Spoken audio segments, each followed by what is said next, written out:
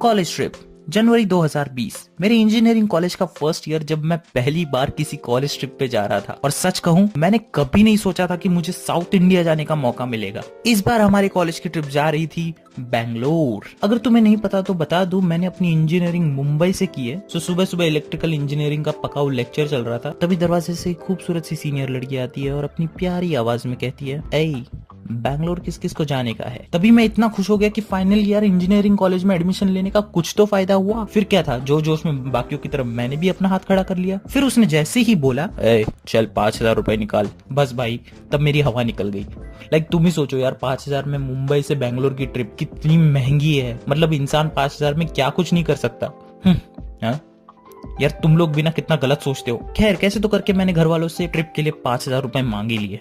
A1 अमीर बाप की औलादे। सो सुबह सुबह 8 बजे हमारी CSMT रेलवे स्टेशन से ट्रेन थी। ऑब्वियसली ट्रिप के एक रात पहले तुम काफी ज्यादा एक्साइटेड रहोगे, कितना मजा आएगा। मैंने सोचा यार 3-4 दिन की तो ट्रिप है, इतना सूटकेस भर के भी क्या करूं। तो यही कह के मैंने कॉलेज की बैग में 2 जोड़ी कपड़े डाल के निकल गया।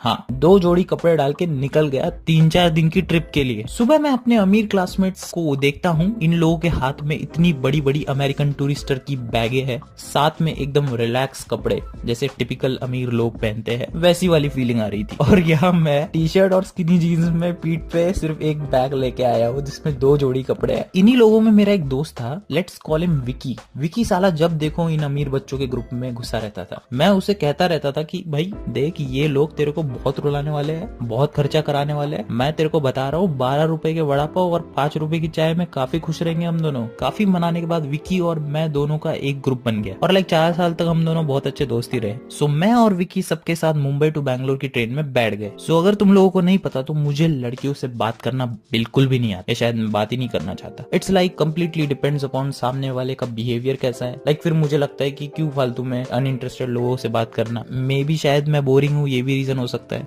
अब मुंबई से ट्रेन निकले हुए अराउंड 3-4 घंटे बीत चुके थे और मैं यहाँ क्या देख रहा हूँ, बंदे बंदियां अभी से ही लगे पड़े हुए। कोई किसी के साथ चिपक रहा है, किसी की फ्लर्टिंग चल रही है, और मैं यहाँ निहायती सिंगल बंदा साइड अपर बर्थ पे बैठ के वड़ा पाव ठूस रहा हूँ और इनके सीन देख रहा हूँ। वेल ऐसा नहीं है कि उन्होंने मुझे नीचे नहीं बुलाया, उन्होंने मुझसे कहा था, ऐसा हेल्प वांना जॉइन अस। 2 मिनट के लिए तो मैं यही सोच रहा था कि इसे मैं रिप्लाई हिंदी में दूं या इंग्लिश में दूं। हिंदी में दूंगा तो कहीं ये मुझे जज ना करे, बट इंग्लिश में कुछ ग्रामेटिकल मिस्टेक हो गई तो इन्हें लगेगा कि एक्टिंग कर रहा है इंग्लिश बोलने की।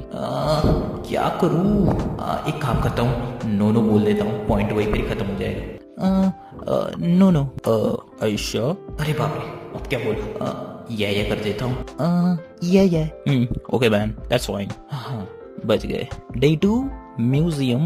अगले दिन सुबह के 8 बजे हम पहुंच जाते हैं बैंगलोर के रेलवे स्टेशन, जहां एक बस हमें होटल तक लेके जाने के लिए रेडी। हम बस पे बैठ जाते हैं, होटल पहुंच जाते हैं। होटल पहुंचने के बाद हम फ्रेश हो जाते हैं, नाश्ता करते हैं, काफी मजा आता। तो ब्रेकफास्ट करने के बाद अब हमें म्यूजियम ले जाने के लिए एक बस आती। सो हमारा पहला डेस्टिनेशन है HAL एरोस्पेस म्यूजियम। ये इंडिया का पहला एरोस्पेस म्यूजियम है जो की बैंगलोर में लोकेटेड है। यहाँ पे तुम्हें सभी टाइप के प्लेन्स के रेप्लिका नजर आएंगे और मैंने और विकी ने तो पूरा म्यूजियम अच्छे से देख डाला, काफी मजा आया। लेकिन असली प्रॉब्लम तो अब आने वाली थी। तुम सोच भी नहीं सकते हमारे साथ क्या हुआ वहाँ पे। तो काफी देर घूमते हुए हमने रियलाइज किया कि यार ये हमारी क्लास के बच्चे दिखाई नहीं दे रहे, अभी तो इधर ही थे, कहाँ जा सकते हैं। सो इसी टेंशन में हम फटाक से भाग गए गेट की तरफ और हम देखते हैं हमारी बस कहाँ गई भाई। ऐसे कैसे ये लोग हमें छोड़ के चले गए। एंड द फैक्ट दैट उन लोगों ने अटेंडेंस रजिस्टर तक चेक नहीं किए कि भाई साहब 2 लोग गायब है। सीधा बस के बच्चों से पूछ लिया कि सब आ गए ना। यहाँ तक कि सबने अपने मोबाइल भी सबमिट किए थे कि आने के बाद सबको अपने अपने रिस्पेक्टिव मोबाइल दे दिए जाएंगे। और तुम्हें याद है वो अमीर बच्चे जिनके साथ विकी घूम रहा था, उन्होंने तक इन्फॉर्म नहीं किया कि हमारे दोस्त गायब है। वो लोग अपनी ही मौज मस्ती में लगे हुए कि बैठा होगा पीछे कोई। देखा विकी, मैंने कहा था ना तुझे कि जिन लोगों को तेरी कदर नहीं है उनके पीछे अपना समय बर्बाद मत कर। दे दिया ना धोखा इन लोगों ने तुझे। खैर मैं और विकी बहुत ज्यादा पैनिक कर रहे थे। अबे यार मुझे यहाँ जिंदगी भर नहीं रहना, मुझे अपने घर जाना है। यहाँ तक कि वॉचमैन से पूछ रहे थे कि यार हमारी बस निकल गई है, हमें यहाँ रास्ता नहीं पता। लेकिन भाई प्रॉब्लम ये आ रही थी कि उस वॉचमैन को इंग्लिश और हिंदी दोनों ही नहीं आ रही थी, बिकॉज हम कर्नाटका में थे और वॉचमैन भी थोड़े ओल्ड थे तो उन्हें सिर्फ कन्नड़ आ रही थी। और तुम्हें अगर ऐसा लगता है कि साउथ इंडिया में इंग्लिश बोल के काम हो जाएगा, सब सॉर्ट हो जाएगा, तो ऐसा बिल्कुल नहीं नहीं है। अगर 60-70 साल के बुजुर्ग से बात करोगे तो वो अपनी नेटिव भाषा में ही बोलेंगे ना। फिर कैसे तो करके हमने उनसे फोन लिया और अपने ही फोन पे कॉल किया, जो कि बस में था। फिर हमारे एक सीनियर ने वो कॉल उठाया और उसे हमने सारी बात बता। मन तो कर रहा था कि 2-3 गालियां मैं दे ही दूं, लेकिन जाओ माफ किया। फिर क्या था, वो अपनी बस से उतरा, उसने रिक्शा पकड़ी और हमें लेने के लिए वहां आ गया। हाँ, बच गए फाइनली। डे 3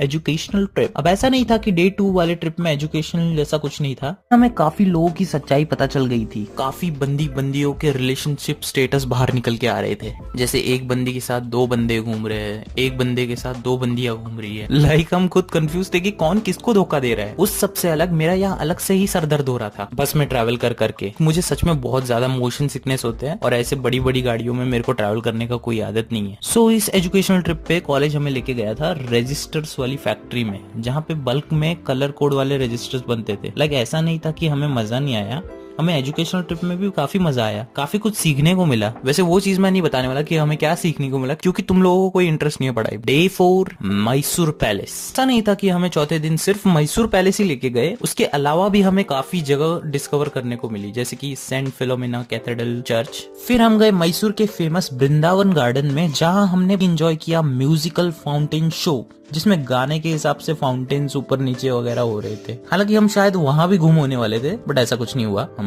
पहुंच गए थे बस तक। खैर ऐसे ही पता नहीं कैसे 4 दिन बीत गए। नेक्स्ट डे हम वापस निकल गए मुंबई के लिए। जाते जाते फिर ट्रेन में वही कपल्स की स्टोरी देखने को मिली, पर मुझे काफी नींद आ रही थी, तो मैंने सोचा छोड़ो यार। सो हाँ, बेसिकली यही मेरे कॉलेज ट्रिप का एक्सपीरियंस था। अभी मैं सोचता हूँ कि क्या ही मजे आए यार, काश हमें ऐसे और ट्रिप्स पे जाने को मिलता। देखते हैं, अभी के लिए इतना ही। वीडियो अच्छा लगा हो तो लाइक करो, नहीं अच्छा लगा तो डिसलाइक करो, जो करना है करो यार, और एंजॉय करो लाइफ। बस करो यार जो करना है। बाय।